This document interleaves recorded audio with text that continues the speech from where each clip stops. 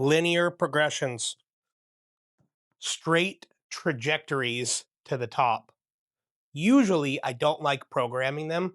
I don't think they're the best option for most athletes, including beginners. But let's not talk about why we shouldn't use them. Let's chat briefly on why we should use them. One of the main reasons we would like to use a linear progression is if we have a very specific goal near in the future. An example, if I have an athlete going to do a qualifying meet or a local tune up, but our big goal is something 2, 3 months down the road, I can still be planning and prepping for that larger competition, but we can just hit some numbers based off of the goals we want to walk into the meet and do and work backwards off that. If we've been doing sets of 5 or 8, whatever the case may be, and we need to load up for a moderate single, we can look over 4 weeks. Where do we want to be? Not our all time best. Where are we at? And how do we split that difference to make it easy, successful, but also allowing the athlete to feel comfortable with the progressions they're making?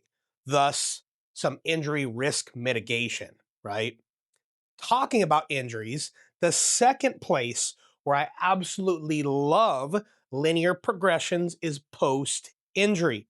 Let's say we have an athlete that's banged up or, God forbid, have to have surgery. Coming back from that, it's not going to be a perfect line, but we can have a good linear progression and then have a steeper climb and a steeper climb back to the top as they're getting well. Place I like to see that, again, we'll use surgery example, maybe rotator cuff. As soon as the athlete's cleared to lift whatever, 10, 15, 20 pounds, we have our starting place. If we just use percentage work, or better yet, RPE, RIR, and we turn the athlete loose, a lot of times they're going to want to jump, again, once they're cleared, right to 135 if they're a big bencher. Well, it makes sense. I need to start with a plate and see how it feels. The progression from 10, 15 pounds to 135 was so steep. If we continued on with that, right, in no time they'd be 1,000 pound raw bencher. But we don't always think about it that way as the athlete.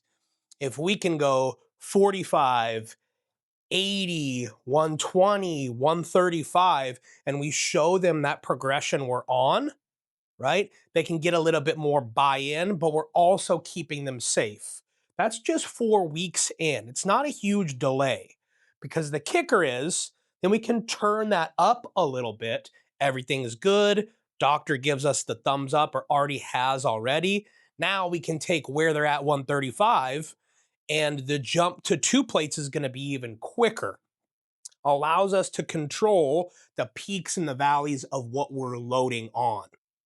The third place where I do like some linear progression, if athletes are just overreaching too much, we can pull them down, agree on a number we're going to hit or we want to hit, and instead of them redlining, bouncing off the top all the time, we can pull them back, give them a couple deload weeks, if you will, right? Or really just bringing down intensity and allow them to work their way back up.